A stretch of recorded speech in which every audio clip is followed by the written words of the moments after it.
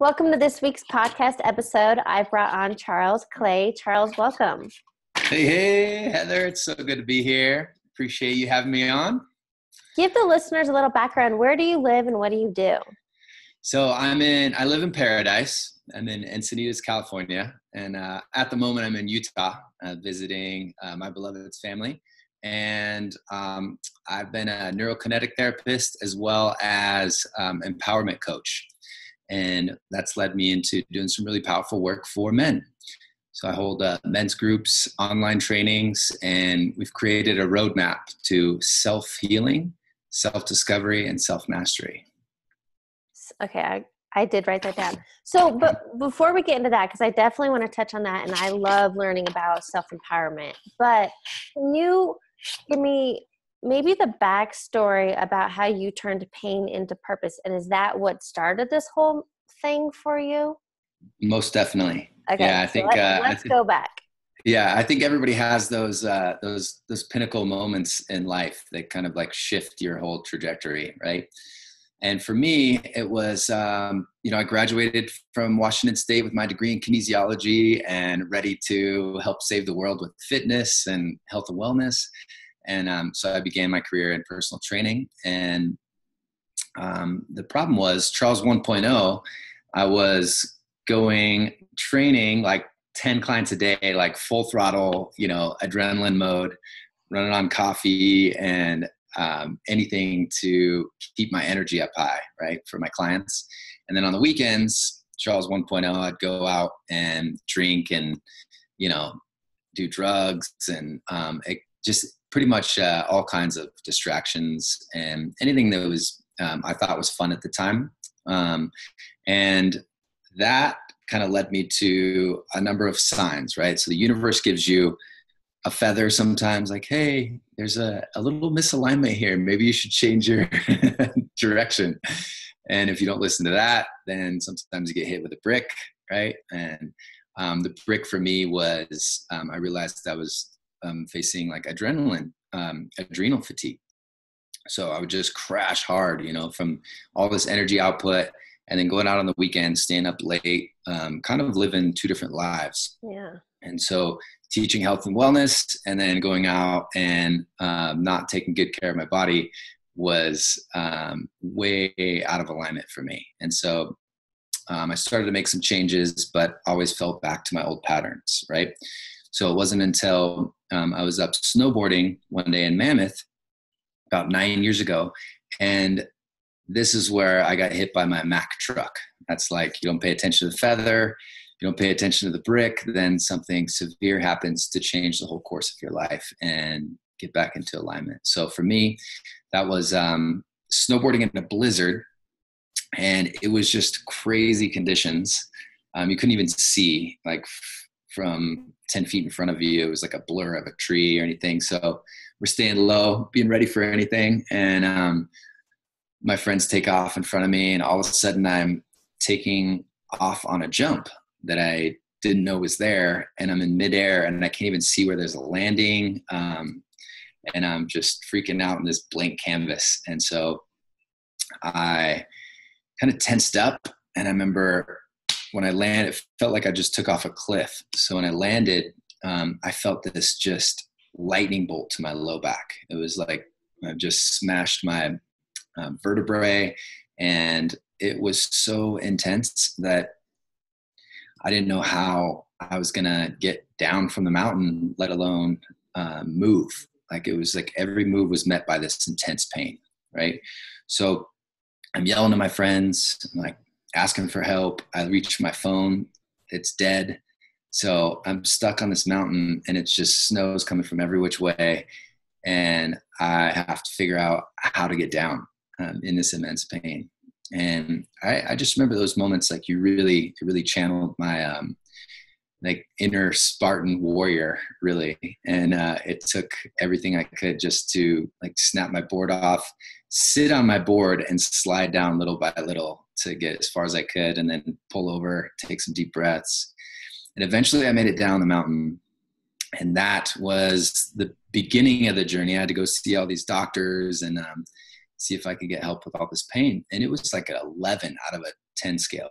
I mean, it was pretty intense. And so the doctors I went and saw all kind of had the same thing to tell me. They're like showing me x-rays, you know, S1, L5 is really jacked up. You're going to need surgeries. And so I sat with that, and it really didn't feel good in my body. Like I made a deal with myself right then and said, you know, I'm going to try every means necessary, any naturopathic way of healing myself before going under the knife. Because I knew somehow I could heal this without getting surgery deep down.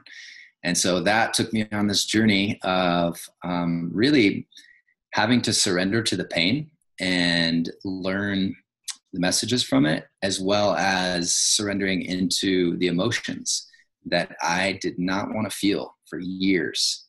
And we're talking anger, shame, you know, even grief, and just like all the heavy emotions that I didn't want to feel. I was realizing that that's why I was seeking these external things such as alcohol, drugs, even Facebook, even, you know, social media can be an addiction. So all these external addictions were trying to not feel, like keep me occupied so I didn't have to sit with these heavy emotions. And so when I finally did, it was super liberating.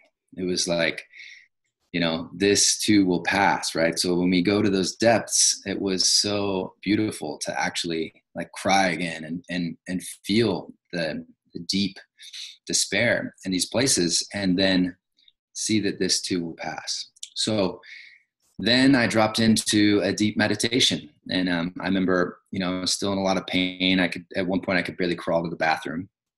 So I said, that's it. I'll put on a guided meditation, and I'm open to receive all answers to healing this. And that was a game changer for me, because I laid in meditation, and during that meditation, a friend of mine I hadn't seen in years texted me saying, hey, check out neurokinetic therapy for your back. I heard it's messed up.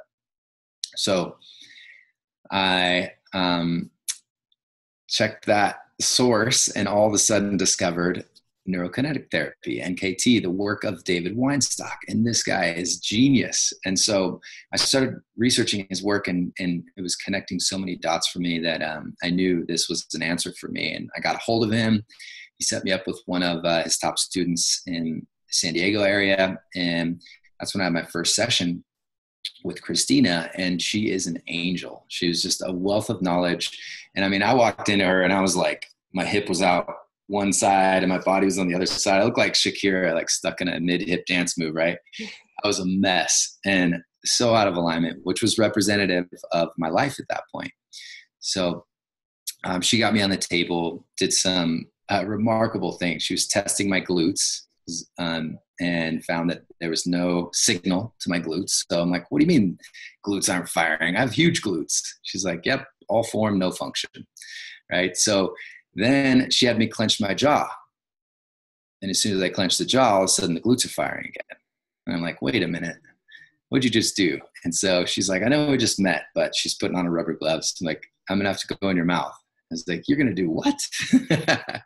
And so as she released my jaw, all of a sudden I'm getting a signal to my glutes, my powerhouse muscles. And then same thing for some of the compensation patterns with my intrinsic core muscles. So what had happened was during the trauma and anger and repressed, even revenge, all this stuff, right, was locked in my jaw, and it was creating a neurological block for my brain. So the message couldn't get to these big muscle groups to help support, stabilize the spine, right?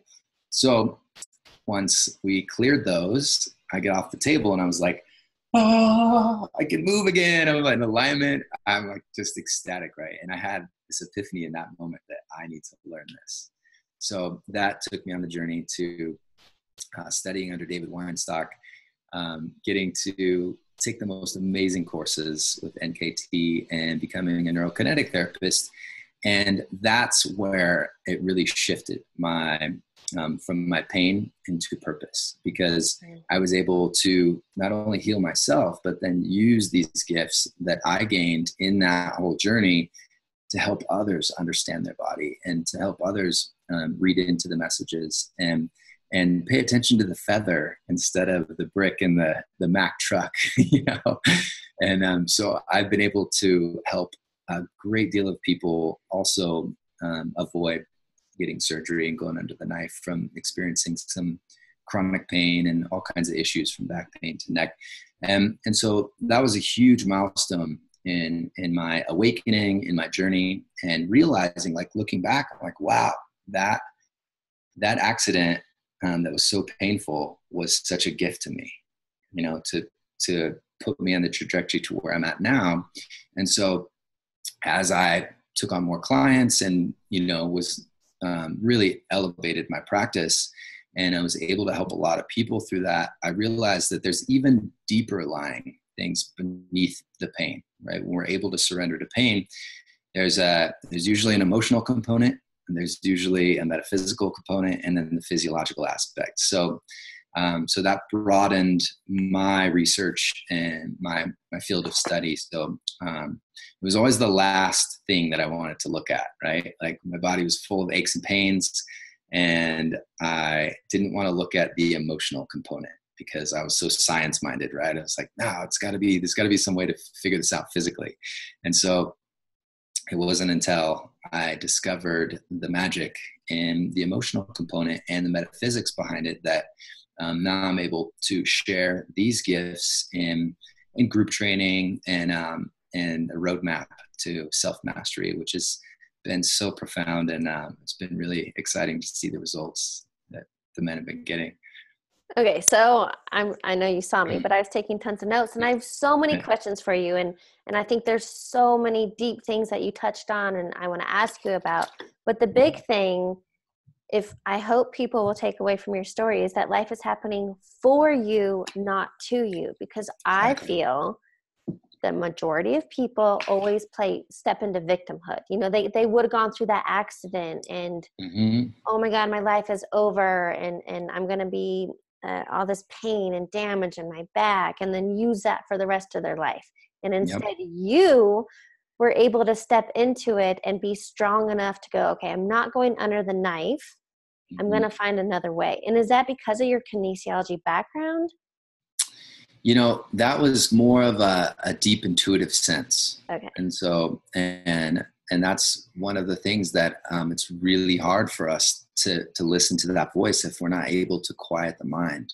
So these are some of the things that we get to teach is, methods for getting out of here and into this place. For some people, it can be the long 12 inches here can be the longest distance in their life from their heart to their mind. And when you combine those and you're able to operate from this place and connect that with your mind, this becomes a beautiful instrument instead of this. I would argue that the root of all suffering is an untrained mind. Yeah. So when we're able to practice, these methods, these trainings, and incorporate them on a daily basis, then we're able to listen and understand and feel into our intuition more. And it becomes easier to make decisions. It becomes easier to get answers. And we don't need to seek externally so much for all of these answers. And it's actually, it's been a beautiful path, and I'm super grateful. And like you said, I can relate to a lot of people when, it's like victim mode. It's easy to default into that program, right? Because of our backgrounds and what we're used to experiencing. And when we don't understand something, right, it can be very fearful. So, I remember thinking at one point, like, my back I hate my freaking back. I was like talking to it like it was this different entity, right? And as I evolve and become a good captain of my ship, this vessel, like each and every cell is like our crew.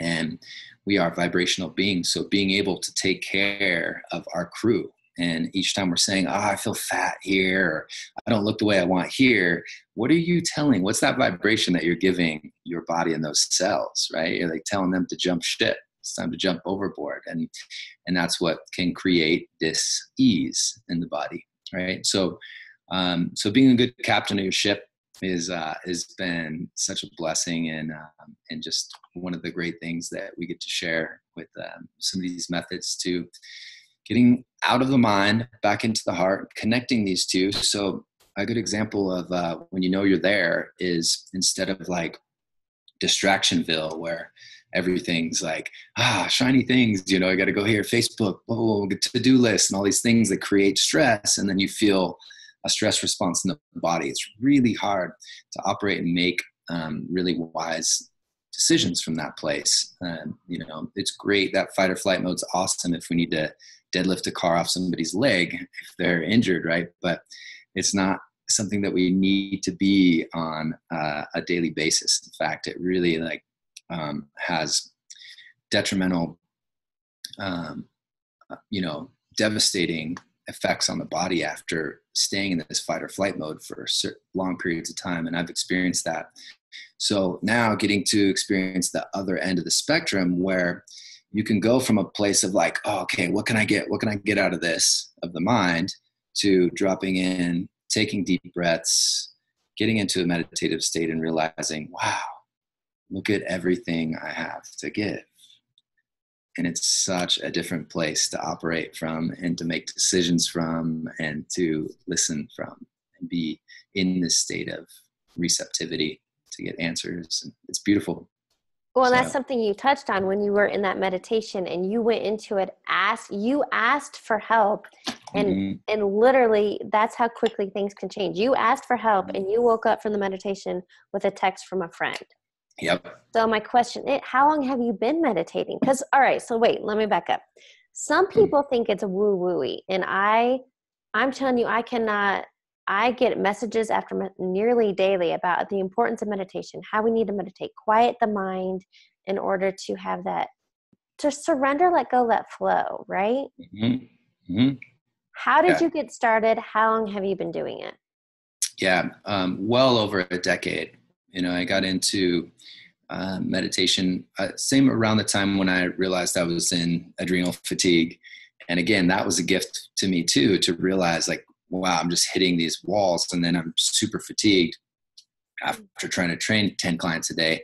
And so I had to step back and take a look at, okay, well, obviously I'm like revved up in these stress hormones, you know, I'm experiencing like my cortisol and adrenaline were through the roof. And so all the resources are going towards creating those hormones instead of all the feel-good hormones like testosterone, you know, human growth hormone that allows our cells to repair really fast and feel vital and young and strong. So as I started making that shift, replacing my coffee with like spring dragon tea, you know, adaptogenic teas, and learning about tonics, and you know, making some of those small changes, started making big drastic changes. And then I incorporated more of the meditation, and all of a sudden I got to experience both ends of the spectrum, you know, like fight or flight all the way to rest and digest mode.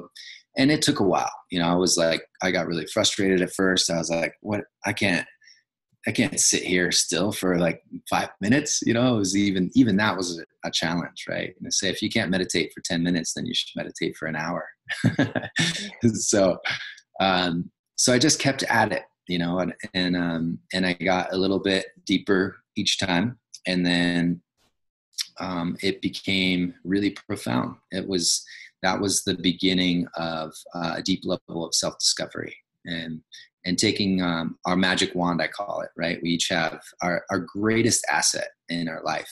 Our greatest asset ever is our magic wand of attention, because where our attention goes, our energy flows, right? So that's why there's so many distractions always trying to get your attention.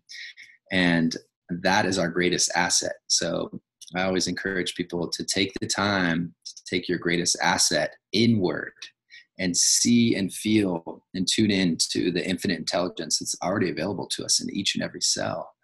And it's amazing how much less you need external substances and you know, factors, you know, when you really take that attention inward into meditation, into these places of inner peace. And that's truly the only way I think that we'll ever accomplish, which is totally possible, world peace, is it starts with inner peace. So it's go ahead. That's so comfortable and so foreign to a lot of people though, right? Mm-hmm. But I think, and we sort of talked about before we started this conversation, was and I don't know if it's generational or not, but how many people are out there numbing and avoiding through Mm-hmm. alcohol, drugs? I interviewed somebody, he talked all about chasing the high, and he's now sober, but literally for decades, gambling addiction, drugs, alcohol, all these things. But some people are addicted to working out. Mm-hmm. So everybody has their vice. So Yep. how can you step into number one, being self-aware? Okay, maybe I have a problem, or I need a Mm-hmm. healthier alternative. Yeah.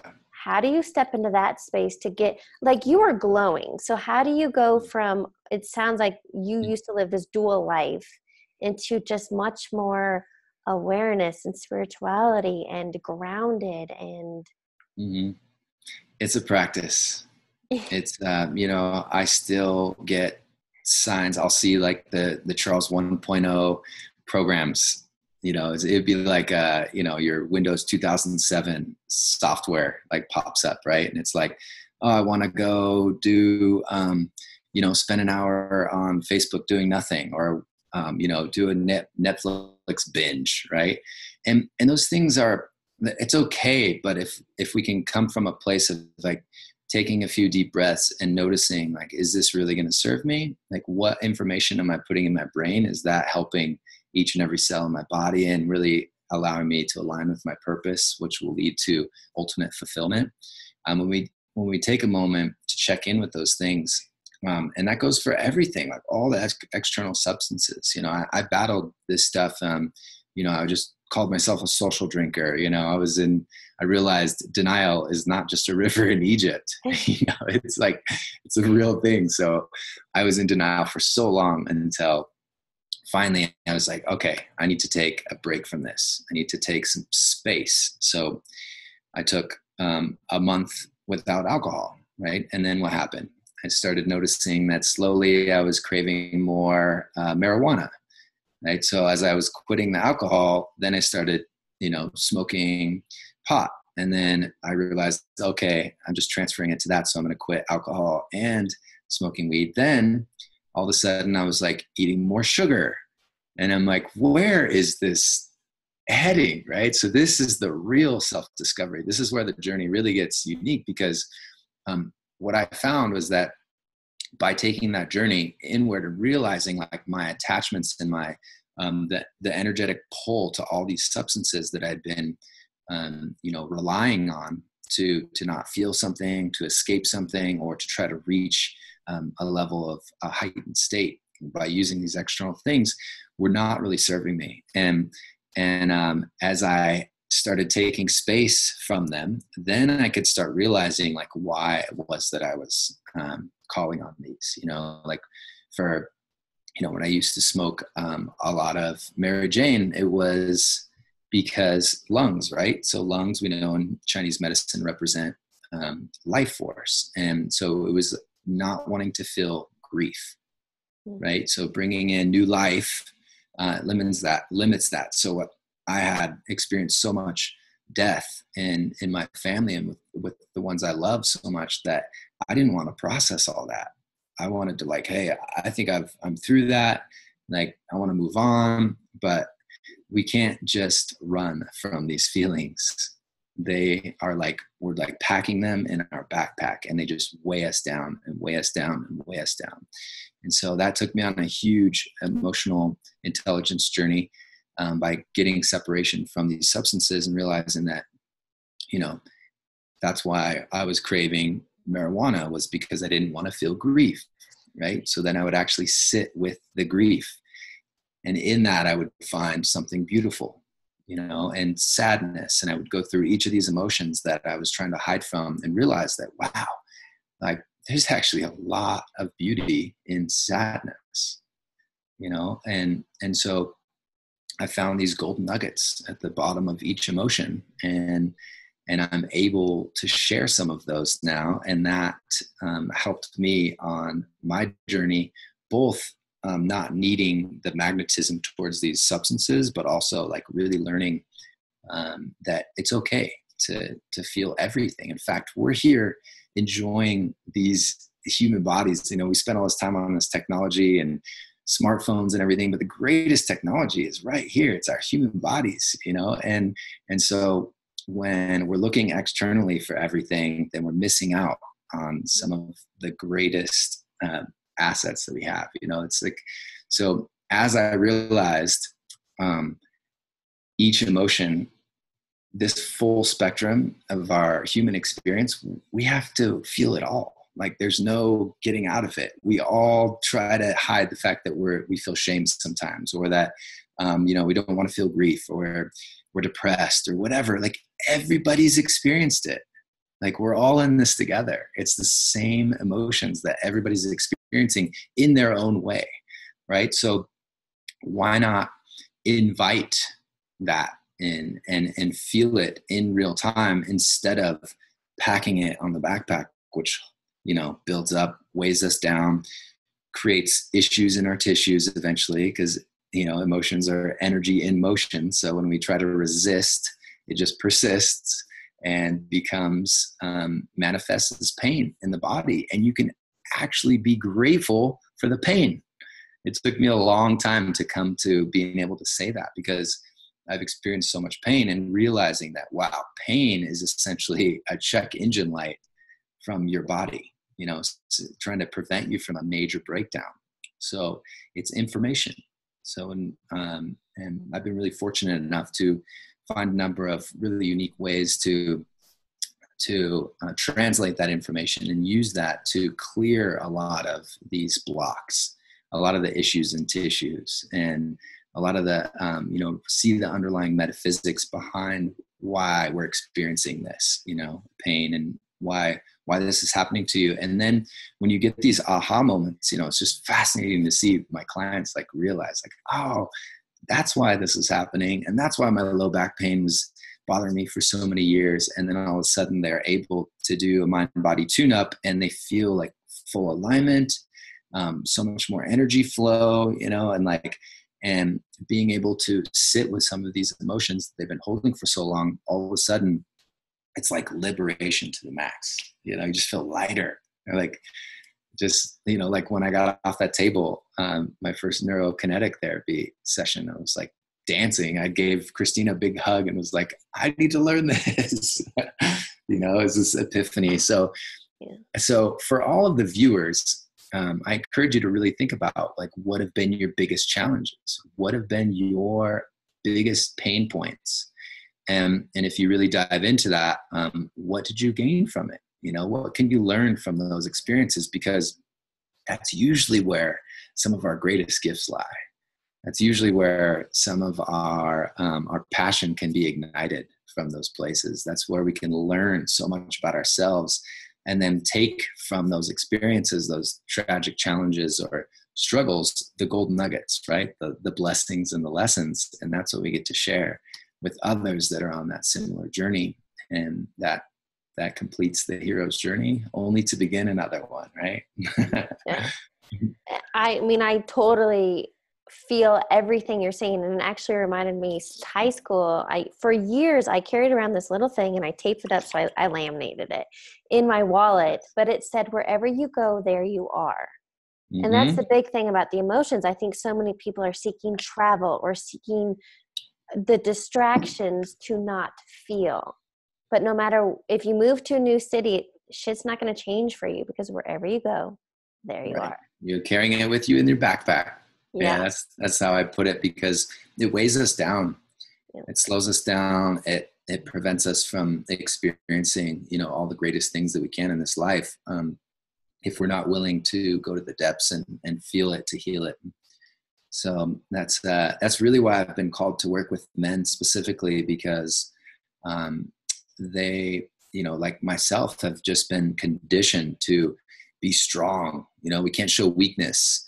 And so this has just created all these programs of like, it's not okay to feel emotions. It's not okay to be, show your tears and cry or feel depressed or any of these heavier emotions. So we just pack it all on our backpacks, right? And then we're just carrying around all this like pent up energy that's not serving us. And I just love inviting people into a new level of liberation by like fully feeling that and and helping them through that journey.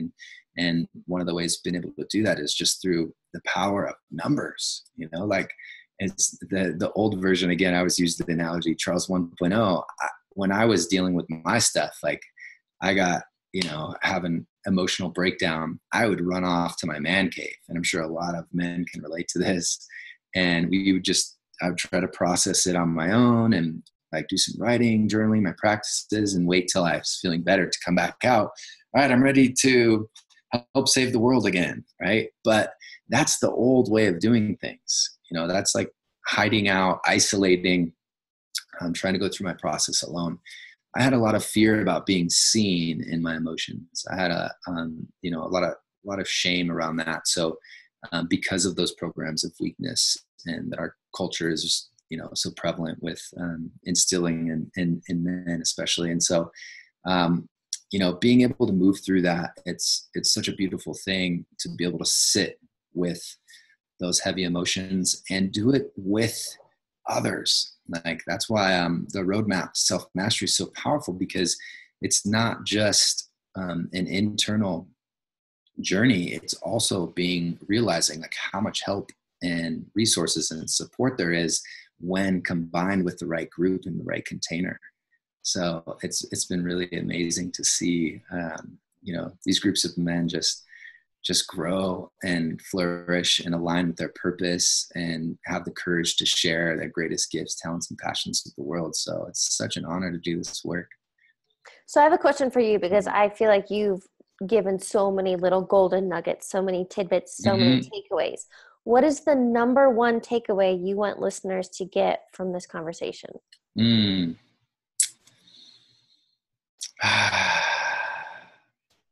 Great question. There's so many of them. It's okay to feel. It's okay to feel it all, like the full spectrum. Like, whatever it is, even if it's the worst thing ever, see if you can sit with that. See if you can write about it. See if you can pick up the phone and share what's going on internally with someone you trust. See if you can reach out and get help when you need it, because we don't have to run off to the cave and do it alone anymore. That's the old, slow, snail-paced way of doing things. So I encourage you to have the courage to feel it, to heal it, so we don't have to keep packing all this energy in our backpacks and weighing us down and keeping us from sharing our greatest gifts. Yes, that's awesome. Okay, I have a few rapid fire questions for you to wrap up the interview. The first one being, what is a quote or motto that you live by? It's funny, but it's kind of a quote that I created, and it's just 2 words. It's called vacation vibration, right? And it's this phenomenon that occurs even when we go and book a trip, right? You book a trip to Greece, right? You're like, I'm so excited. I just booked this trip to the Greek islands, and just notice like that feeling in your body, like this excitement for a new experience and novelty, right? And as soon as you get that feeling and you go on this vacation and you have these new experiences, right? It's like this new phenomenon where like everybody you meet's new, there's new culture, and it brings out a different part of each of us, right? Like that's when I'm at my best sometimes. And so I realized this in Sweden and all the travels I've done throughout the world. Like I'm getting to experience this vacation vibration. It's like I'm a different person here, right? And I really like this person. So I thought, how can I incorporate this vibration, this experience of life into my daily life and into my business, instead of repeating the same Groundhog Day over and over and over. And so I found some really powerful ways, and I get to give talks on this and share a lot of vacation vibration. And it's so simple. It's just using the power of intention. Intention is so powerful for designing a life instead of a life by default. So I could give you a quick example if you want, but and I've never heard that before, but I love that, because you're right. So many people get on such a high because it's new and exciting, and their quote, leaving the shit behind or escaping life. No, why don't embracing? I love that. Vacation vibration all the time. Yep. And that's the chapter in my book, Better Business Book, co-author. There's a chapter called Vacation Vibration. And it's exactly that. Like, how can we incorporate these really heightened these feelings into our daily occurrence and into our business, really, because there's a way to make it fun. There's a way to do more twerking than working. Love it. Okay. Second question. What is a book you're currently reading or highly recommend? This is a gift that I give to all the men in our men's groups, in our mastermind. And it's the work of Michael Singer. And he's written 2 really good books. My favorite is still Untethered Soul. It's just such a gem. I mean, it's one of those books you can pull off the shelf and just open to any chapter and read it. And it's exactly what you need to hear right then. And then he's written The Surrender Experiment as well, which is more about his life and just super potent. That's been a game changer book for my life and many others. I would agree. I read both. And I think I forget which one I read first, but when I love an author, I go find the next, and hands down would agree, must reads. Yeah. Right. Yeah. So go ahead. I was just going to say, final question for you would be, what advice would you give your younger self? Or maybe it's that Charles 1.0. First thing that comes to mind is the being able to feel it fully. Like, it's okay to sit with those deep, heavy emotions and feel them and see what's there, because,